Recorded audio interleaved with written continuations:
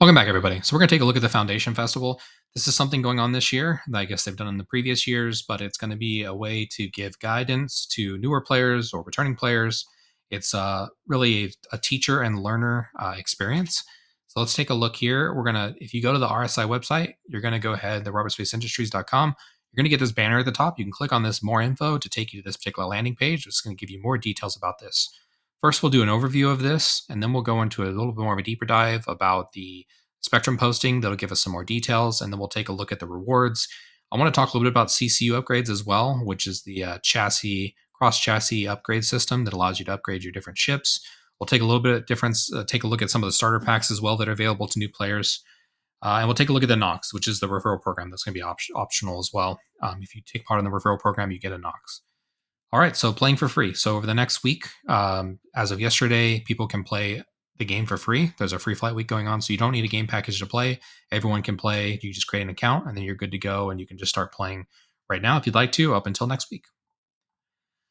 And then the focus of this is really going to be around these rewards using a teacher and learning kind of method. So the new players is going to be the learner, and then the veteran is going to be the teacher.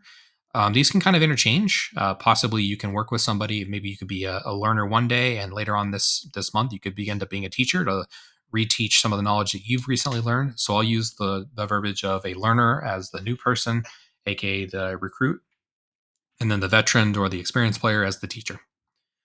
It just helps because the word guide and everything is thrown around. You could do guidey and a guider, but the verbiage is used quite frequently here. So we'll just try to use the teacher as well as the person that's learning.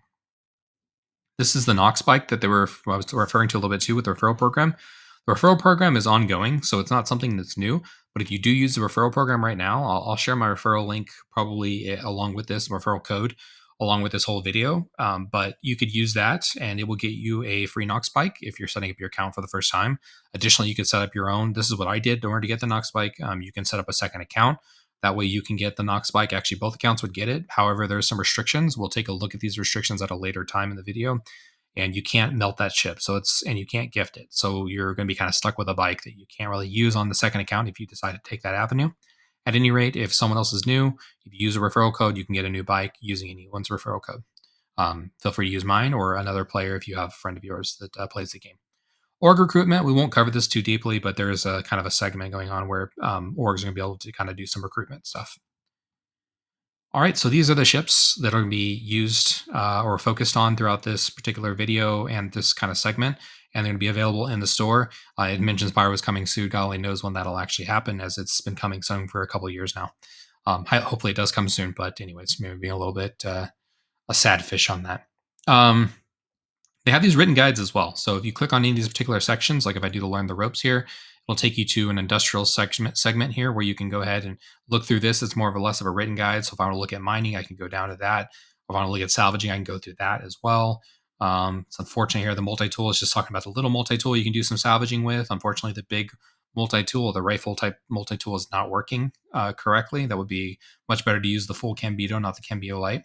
But if you want to do real salvaging, unfortunately, you kind of need a certain ships for that. You need the Vulture or the Reclaimer. So those are kind of the two ways to go about it. And then there's some more guidance on how you can take ship components and put them in your ship and how you can do some salvaging. You can also do some repairing with that salvaging as well. At any rate, this is kind of a written guide. Beyond here, there's going to be some talk about the different ships that are available. Again, a lot of these are going to be in that picture up above, but some of these ships are not usually available. CIG does this thing where they kind of time restrict when ships are being sold to kind of give some time restriction on these, kind of create some scarcity to it. That being said, there are some war bond upgrades that can be done here. These have to pay for in real cash, but you can kind of step up these war bonds to make the best kind of way to CCU upgrade these. We'll have a discussion a little bit about CCU. It's probably too broad for this whole. It would probably take much longer for me to cover all this, but I will talk a little bit about some good CCUs. And I'm going to focus on the Vulture and the Prospector mostly. But the Cuddy Red is a part of those chains, and so if you wanted to stop there and just get the Cuddy Red, it's a decent ship. I'm not super big sold on it, but it does allow you to have a respawn point that you can take with you, essentially, because the medical bed in there currently does allow you to respawn. I think that's not the end state, so I don't want to oversell that, because at some point in time, they could remove this function. Most of the time I've played the game, this has not been a respawnable ship. So just note that these ships and their capabilities could change quite a bit. I think the Prospector and the Vultures are pretty well set in stone. This Cuddy Red, I don't want to oversell it because of the fact that it's right now you can respawn in it, but that may not always be the case. Then we have the actual starter packs. We'll take a little bit more of a deep dive at this, but these are the 3 ships that are on sale. They're less than the usual starter pack price. All the other starter packs at their usual value.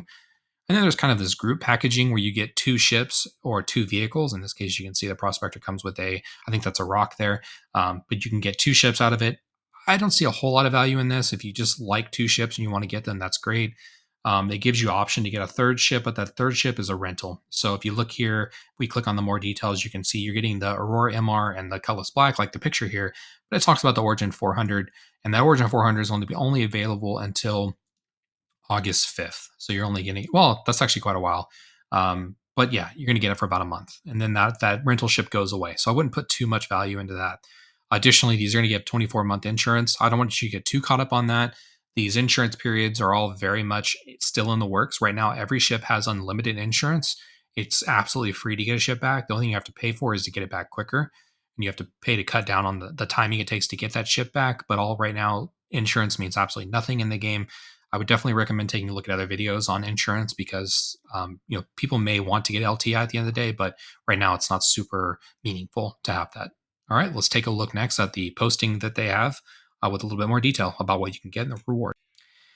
All right, so here's the Spectrum posting. Spectrum is kind of, like I said, somewhat of a Discord or a section that they have, the forum that they have available for people to come take a look at. So once you go to the Spectrum posting, you can find this one about the Foundation platform, Foundation Festival. Sorry, it'll allow you to kind of do some guidance. So what we're looking at here is some information about it. Now, again, both the learners and the recruits, aka the teacher and the learner, can get a lot of these rewards, which is really good.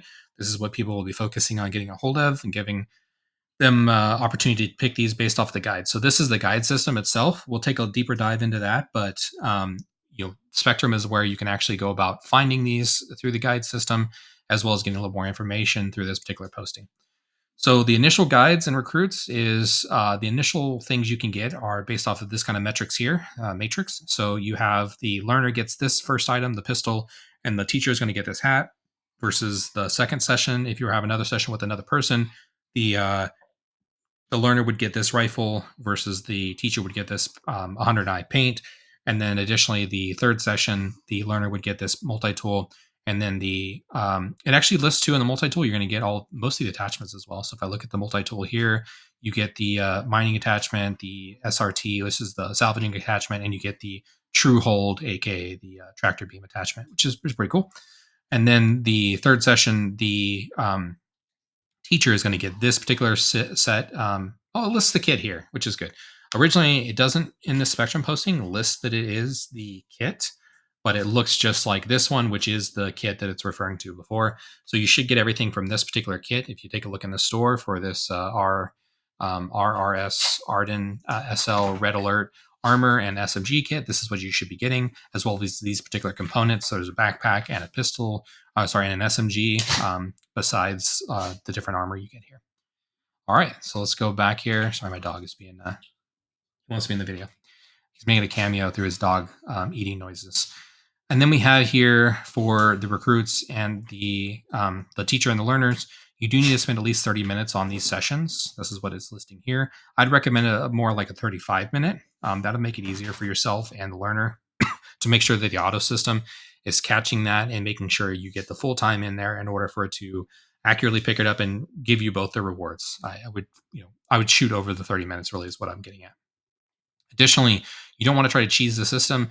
Although these are considered direct messages, they're going to be monitoring those. So nothing is secret these days, right? So they'll be verifying and monitoring all the different guide interactions to make sure that the people are not just cheesing the system just for the rewards and are actually working together as a learning and a teacher experience. So please note that when you're doing this. We'll take a little bit more of that, look at that when we take a look at the guide system itself. And so the guide does have a number of different segments you can do learning on. And you can choose these categories, and we'll take a look at the filtering. But at the end of the day, the learning person, the learner, gets to grade the person that's doing the recruiting or the teaching, and they get to kind of choose the categories they got to learn, and they get to both the guide and the recruit, aka the teacher and the learner, are going to both get these rewards, which is great. And they'll get it for each of the categories that they complete. So again, based off of the discussion around not trying to, get disqualified, I wouldn't say, "Hey, we completed all of these," right, and just try to get all the paints in one go. At a minimum, there's going to be a couple weeks here as we go into the next set of the, and we take a look at the calendar here.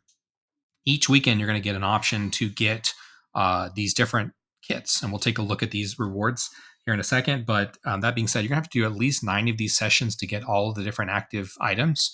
And to get all these different ships, there's plenty of opportunity to pick different segments and do different learnings throughout this. The only thing that's not a paint here is this challenge coin, and that's this challenge coin here.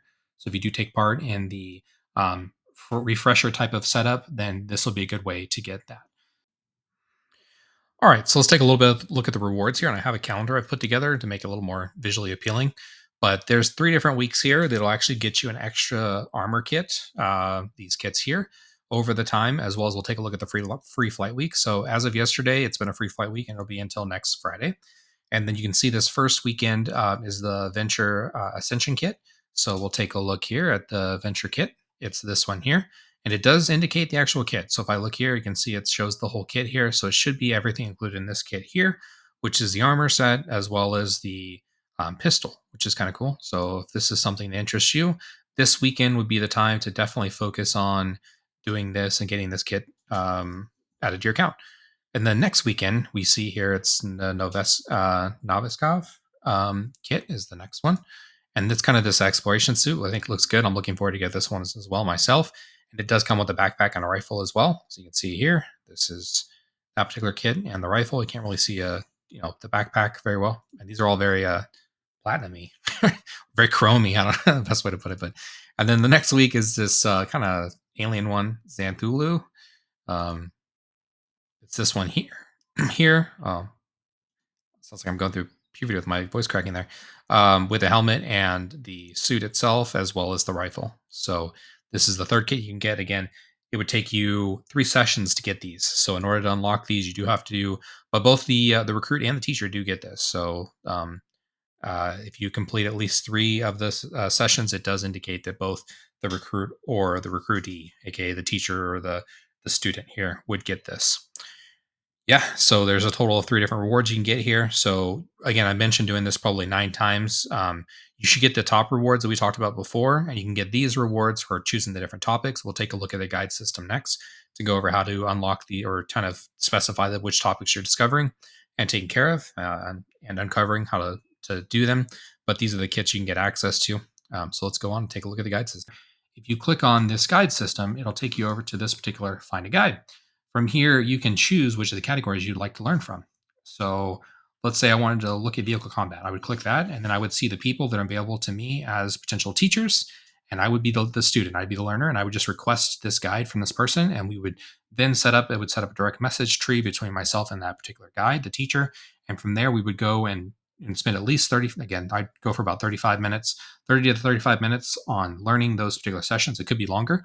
And then from there, either yourself or the guide, so the learner or the teacher, could close it out at any time. However, at the end of the day, it is the learner that's going to choose which of these categories were completed.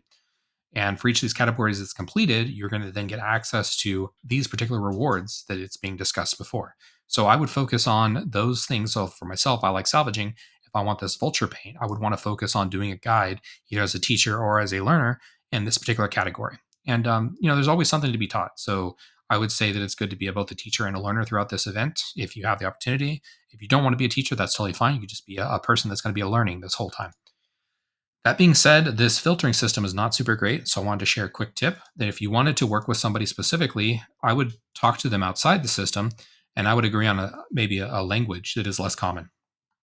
So if I choose to get rid of English and I want to talk about racing, I could choose a FAR. You can see here there's no guides available, but if I pick something like salvaging, I can see there's a salvaging option here, because this person and I could be talking offline and say, hey, let's say that we speak this language instead. Obviously, this person speaks English. So, anyways, it's just a good way to kind of go around the filtering challenges that are here. I get it. They want to have it so that you're filtering only for the mass market here, so you can meet new people. But if you're shy, I can understand that. And I don't want to, have people that are excluded from doing this activity because they're going to be talking to strangers, right? as they say, never talk to strangers on the internet. So if you're not wanting to talk to strangers, meet with somebody, a friend, or offline, and talk about maybe a language you could set it up as, and you can set up meeting that person that way instead of, again, just having to meet a stranger. That would be a good way to go about this. As far as I can tell, there's no other way to set up filters um, so that I can work with somebody more specifically that I might know. Yeah, that's about it. The other thing I want to talk about too is these different categories. So let's say, for example, I think beginner basic and beginner refresh are two that could be potentially done in one session. You could talk about the current flight model and maybe talk about the way it was back in the past. So the refresher course could be, hey, the current flight model is master modes, but previously there was a non-master modes version, and talk about the differences. Along with that, you could talk about the fact that master modes could go away at some point, right? And so it may return back to what it was before. So that's a good example between what the refresher might be versus the basic course that's available now. Additionally, you could just talk about new things that are coming, as well as things that are kind of getting caught up on. Vehicle combat, you can do that with reputation. Those are two things that could be something that you use in tandem. Additionally, there might be some refueling that goes on. It doesn't necessarily say it has to be refueling. It could just be refueling in the game on at a hangar. It could be refueling from something like the Starfare. It doesn't really specify that. So anyways, those could be some things that you're talking about. You also could be touring as well, right? So some exploration going on with vehicle combat. You may have to get to a location, so there could be a couple things that could be included with that. FPS competition combat could be the FPS combat option, as well as missions and reputations, because you'll probably be taking a mission on. Additionally, you might find that medical will be important for that as well. Miscellaneous is an open category at the end there. So miscellaneous could be something like pirating. Someone could still teach you how to do pirating, or other kinds of activities or missions that might not be included in one of these particular categories. Um, Racing, I actually don't know a lot about, so this is a good opportunity for me to work with somebody about racing. So racing and touring, it's racing and getting to that potential location is a good option. Mining and salvaging, those could be something you could learn, and I would probably separate those two. But mining, salvaging, either one of those two could go well with trading or exploration, because you may have to go to a location to do mining or salvaging, as well as doing trading, because you're going to have to go ahead and sell those assets as well. Refueling, we talked about a little bit as well. That can go along with almost any kind of combat or setting. When I originally thought refueling, I was thinking just the Starfare Gemini, but obviously refueling has to occur at all times, anyways, when you're working with ships, because you're always going to need refueling, and you'll have to get some guidance on how that works out. Anyways, yeah, so that's a way you can maybe combine some of these categories to get more of these paints and or a coin if you're doing these different things. But again, don't be the guy that is choosing all of these and saying, oh yeah, we covered all of this in 30 minutes, because I mean, that's just not being honest, because Star Citizen is a big game. You could try to cover that kind of content. Somebody could, come up with a boilerplate guide for somebody to do all that. You're not really going to consume all of that data and retain any of it. It's best to kind of parse it out a little bit and come up with a good way to go through these guides as honestly as possible. Now I'll take a quick look at how to do this from a teacher's perspective. So we've already looked at it from the learner or the student perspective. Let's take a look at the teacher's perspective. So all you need to do if you want to create a guide, and most people probably know how to do this, but sign up now. You have to verify you already have an account in a game package. Click on the sign up for now from there, and then you can choose which of the categories you'd like to help with. Pick your language, and then from there, you just make yourself available, and then your request should start to come in down here. And then the direct messages will be set up as well, so you can communicate with your student, right? So that's the easiest way, the down and dirty way to do it. Next, we'll take a look as well at the FAQ for the NOX. So, I mean, that's really just it. And then when you're done looking at this, you can delist this, and then you hit confirm here, and it gets you back to the learning section. So if you want to just teach for maybe one weekend, the rest of the weekends you want to be a learner, be a student, then you can do that. Now, if you click through here, the original website, and you go back to home and go back down here, if you click on this, refer a friend, it will get you to the referral. I should go ahead and do that now, because I've lost track of which link it is. I've got too much going on.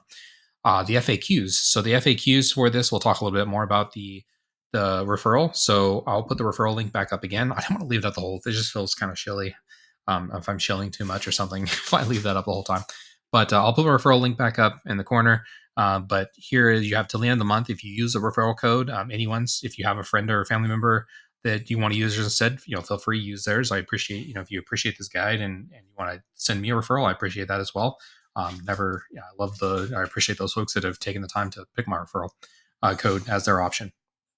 The referral bonus you're going to get though is going to be an extra 5,000 AUEC. It does specify AUEC, so I don't think you're going to get to keep that 5,000 going into the live game. But for now, it gives you an extra 5,000 on the referrer side. So that's the referee, the referrer side, the person whose code you're using. Like for example, if you use my code, I get a tally mark that goes towards other unlockables, which you can also get because everybody gets a referral code. So if you want to use that, and other folks want to use your referral code, you can unlock other things in game. That's about it. I do want to note what are the kind of limitations of this particular Knox. So the good news is the pro on this is it's an LTI token. So we'll talk a little about what you could potentially use to upgrade it, but I do want to note it's non-meltable, which means you can't return it for store credit because you never paid for it to begin with, and you can't gift it out. So it is a really rough LTI token to be used because you can't actually melt that ship down. So that's a really rough proposition. So I do want to note that, and I'll definitely cover that more when we talk about potentially using this as an upgrade. You definitely, you have to be good and well and know that that's a ship you want to keep. The other thing is, do you get to keep the other current referral bonus? The benefits you do. So right now, this is just a bonus benefit to that. You're getting an extra LTI token. You can also choose to do this for yourself as a second account. You would just create the second account. You do have to spend $40 or more. How do I use a referral? So you have till the end of the month, but you have to spend at least $40 on a ship or a starter pack. So you don't have to actually get a starter pack. You could spend $40 on a ship, and then from there you can use that to go towards. And you can also gift that later on. Now I think you have to wait 30 days to gift that from the second account to your main account. So that's a kind of way to cheese it, I guess. But I mean, CIG doesn't care as long as you're spending money, right? So if you want to buy, or for example, an Aurora LN, the Legion, I think that's $40. You can buy that. You would get a Nox at both accounts. Unfortunately, the other second account, it's just going to be a Nox there. You can't actually do anything with it. You can't gift it or anything. And then from there, you can transfer this after 30 days, that Aurora, to your main account. You can melt it or keep it, whatever you want to do with it. These are the starter packs that are on sale that we talked a little about before in the past. So you have the Aurora MR, you have the Cutter, and then you have the Nomad. So let's take a look at these. We'll dive into these price differences and what'll make the game cost at the end of the day. So if you look here at this spreadsheet, what we're looking at here is a way to determine how much the game actually cost based off of what the ship goes for, is sold for. If the ship is sold privately as not privately, but sold as a standalone ship versus the package price here. So if you look at the Aurora, usually all of these include the difference between the base ship that you can buy outright by itself without the starting package. So that makes the game cost $15. However, because they're discounted, that makes the game cost a little bit less. So if you look here, the Aurora MR is only worth $30 if you just bought the ship by itself. But unfortunately, as a new player, you have to have a starter package. So when you're paying $40.50, you're paying for the game for $10.50. And then the ship itself is worth only $30. So you're basically paying $10 for the game. And then you have this amount of money you could use towards a CCU upgrade that we'll discuss a little bit later. Cutter is a similar story here. You're paying $6 for this particular game at this point, and then you're having to pay the difference between that. So $6 between this and what the ship is actually worth versus just the game package. And so you're getting $45 for that ship value. So you can use that towards another ship. But you're not going to get, it's not going to say, hey, you have $51 to go towards another ship. You only have the $45 because that's what the ship is actually worth, according to CIG. I do want to note something as well, though. You can see here that the price in game is cheaper for the Cutter. Although I do think the Cutter is the better ship than the MR.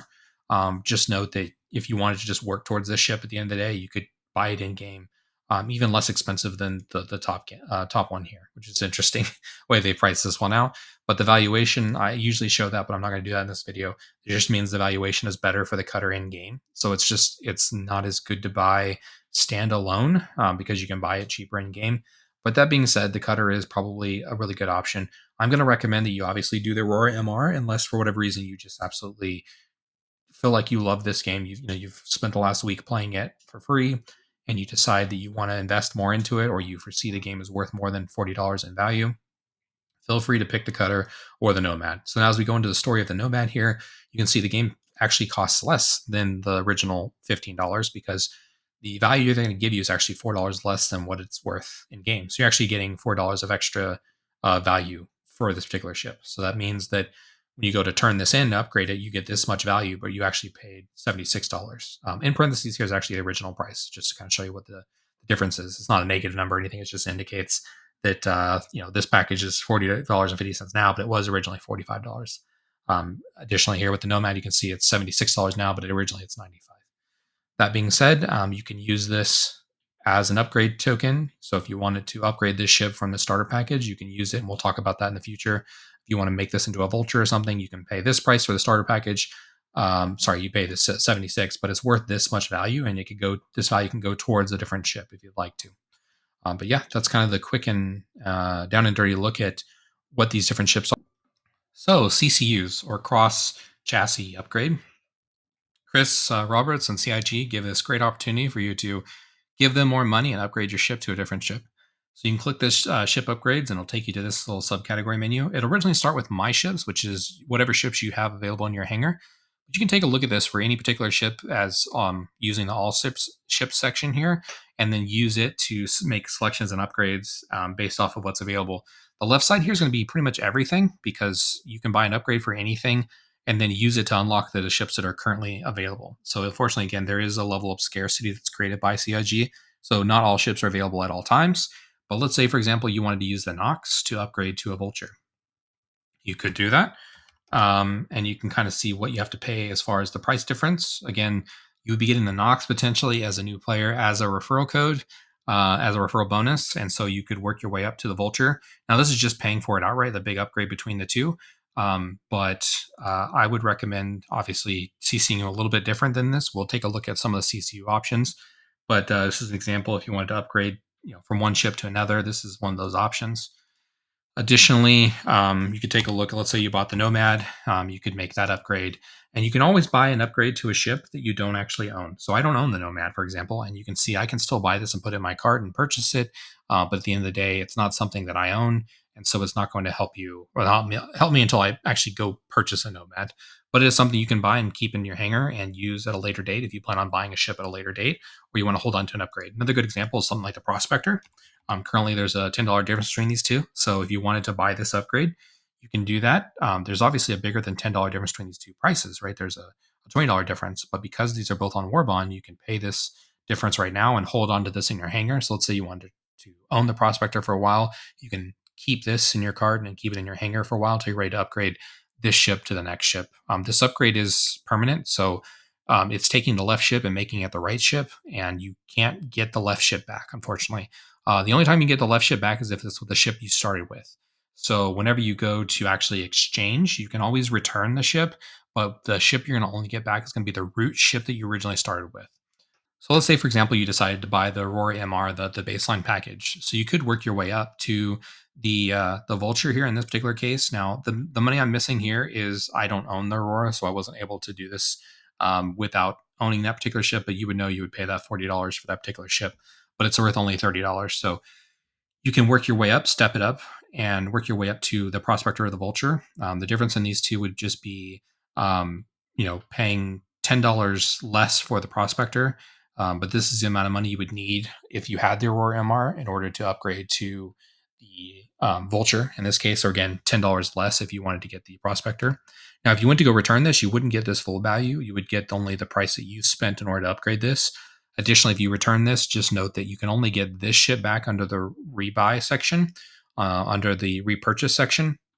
You're not able to purchase any of these other ships along the way. So that's kind of the biggest con for the CCU chain, is that it's based on the idea that you're going to get the end ship and you're okay with that end ship. You're not looking to get back any of these ships that are picked up and chained along the way.